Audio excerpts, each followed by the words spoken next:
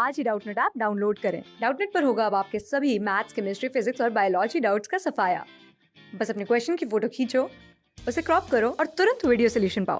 Download now. Start करते हैं अपने नेक्स्ट टॉपिक से, that is securities and exchange board of India, SEBI.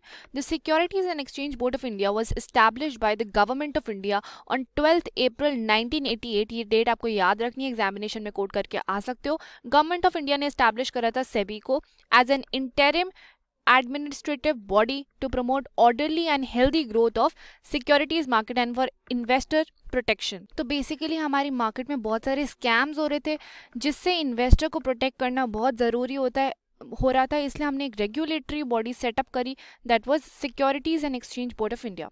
It was to function under the overall or administrative control of the Ministry of Finance of the Government of India.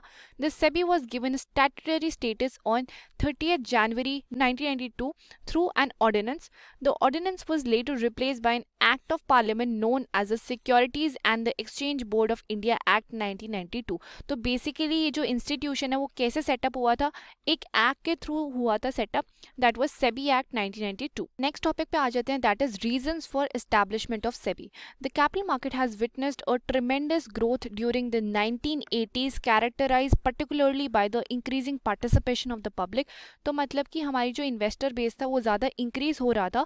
This ever expanding investors population and market capitalization led to a variety of malpractices on the part of companies, brokers, merchant bankers, investment consultants and others involve in the securities market. तो वही बात कर रहे हैं कि बहुत सारे scams होने शुरू हो गए थे, माल प्रैक्टिसेस होनी शुरू हो गई थी। The glaring examples of these malpractices include the existence of self-styled merchant bankers, unofficial private placement, rigging of prices, unofficial premium on new issues, non-adherence or provision of the Companies Act, violation of the rules and regulations of the stock market, and listing requirements, delay in delivery of shares, etc. तो कैसे कैसे type की माल practices हो रही थी, यहाँ पे बताया है कि जो मर्चेंट बैंकर्स थे वो किसी की सुन नहीं रहे थे, प्राइवेट प्लेसमेंट ऐसे ही हो रही थी, अनऑफिशियल हो रही थी, रिगिंग ऑफ प्राइजेस हो रही थी। रिगिंग मतलब कि एक स्टॉक का प्राइस जो है वो काफ़ी इन्फ्लेट करके दिखाया जा रहा था, नकली प्राइजेस दिखाए जा रहे थे, unofficial premium on new issues,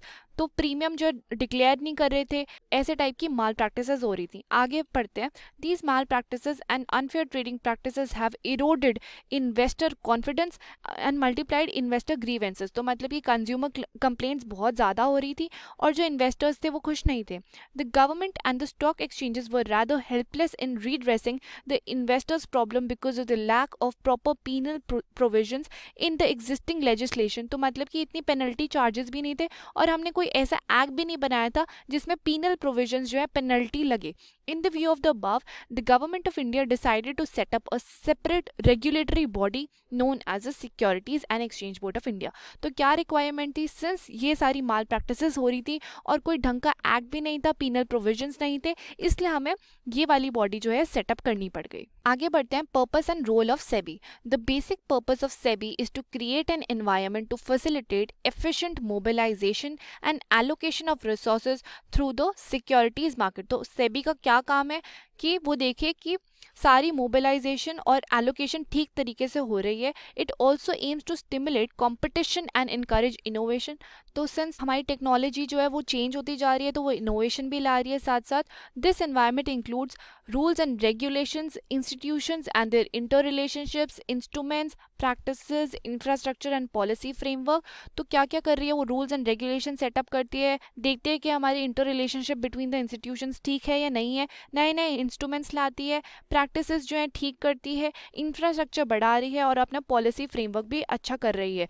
this environment aims at meeting the needs of the three groups which basically constitute the market. तो मतलब कि ऐसे एनवायरमेंट को ठीक करने से कौन कौन से ग्रुप्स जो है वो इफेक्ट हो रहे हैं, the issuers of the securities that is the company, the investors and the market intermediaries. ठीक है, तो ये तीनों ग्रुप पे असर पड़ रहा है।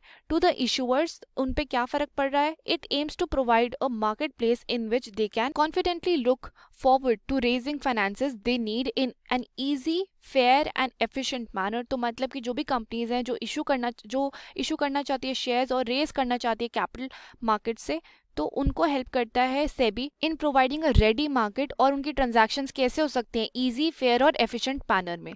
To the investors it should provide protection of their rights and interests through adequate, accurate and authentic information and disclosure of information on a continuous basis। मतलब कि वो सारे इंफॉर्मेशन डिस्क्लोज करके रखे और जो भी इंफॉर्मेशन दे वो ऑथेंटिक हो, यानी कि सच हो, एक्यूरेट हो, एकदम पॉइंट पे हो और एडिक्वेट हो, right.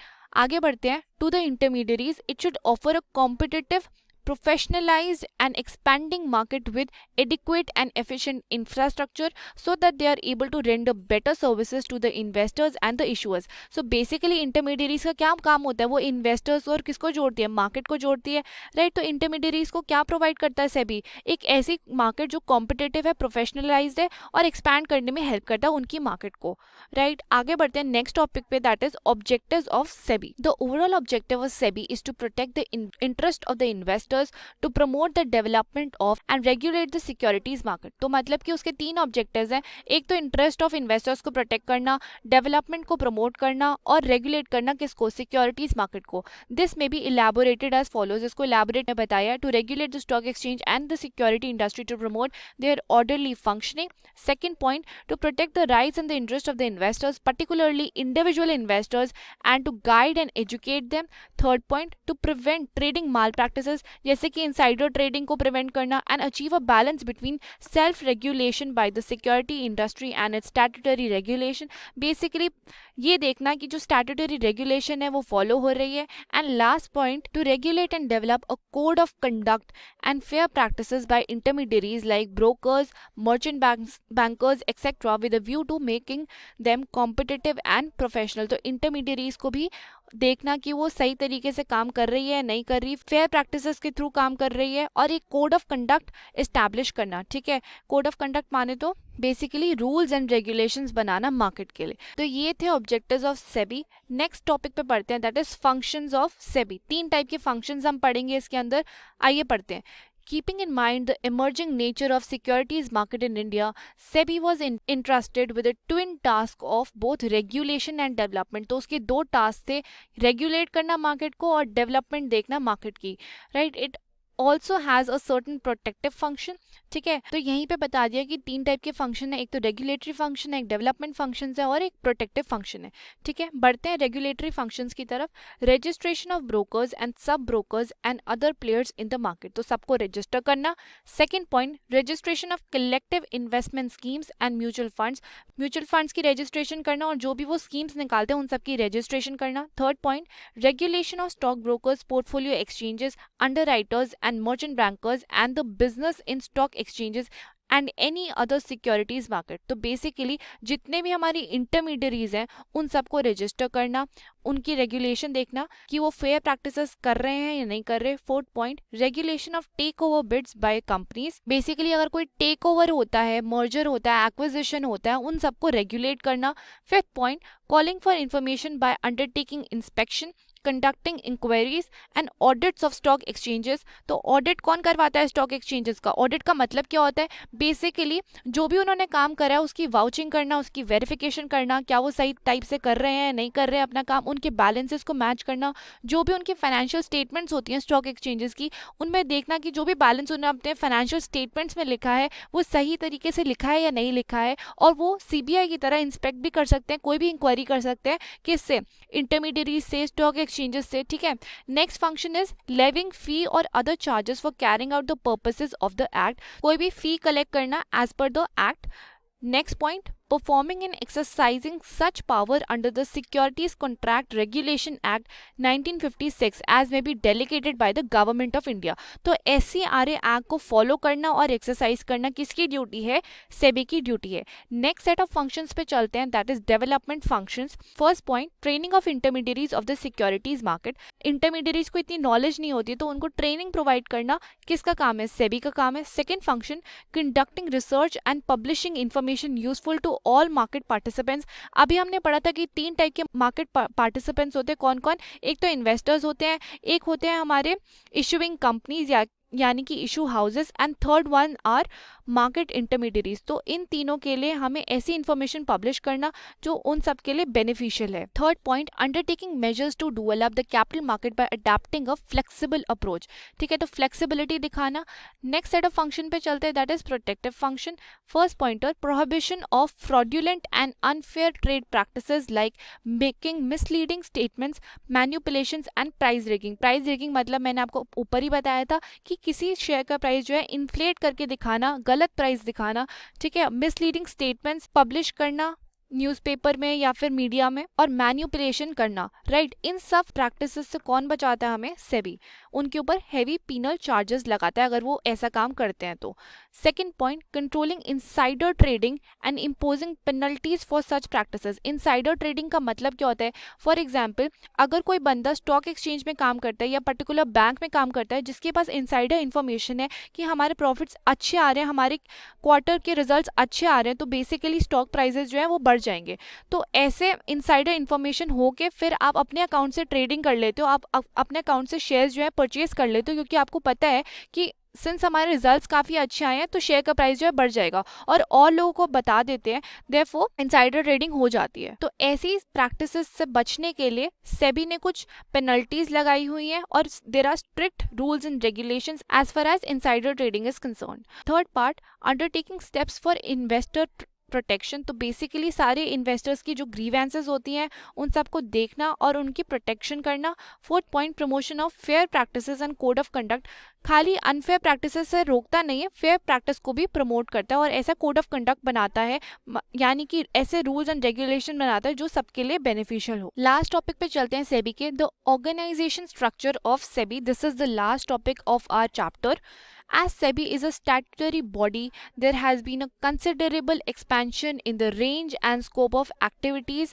Each of the activities of the SEBI now demands more careful, closer, coordinated and intensive attention to enable it to attain its objectives. आगे बढ़ते हैं. Accordingly, SEBI has been restructured and rationalized in tune with its expanded scope. तो since हमारा सेबी जो है बढ़ता जा रहा है, उसकी एक्टिविटीज़ बढ़ती जा रही हैं, उसको अपनी activities careful and a very coordinated manner में करनी पड़ेगी।